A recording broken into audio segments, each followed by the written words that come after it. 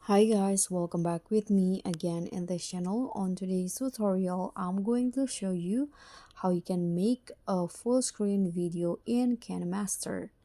So in here, what you need to do is open the apps and then tap on the create new options.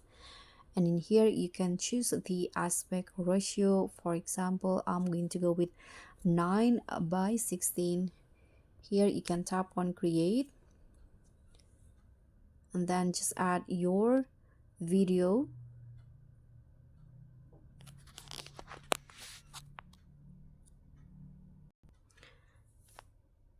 Okay, I'm going to just use from Pixabay. In here you can just close this, and as you guys can see here, when you add a landscape photo or videos into a portrait background, it will become like this, not in full screen. So if you want to make it full screen, you can just click on pan and zoom option here. Click on this one because you want to adjust the full screen from the start position to the end, and after that you can just zoom in the video just like this.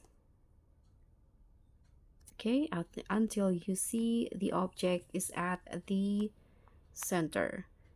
Now you can play it if you want to, and now the video is in full screen. So that's pretty much all. Thank you so much for watching. Don't forget to like, comment, and subscribe. Also click on the thanks. Bye.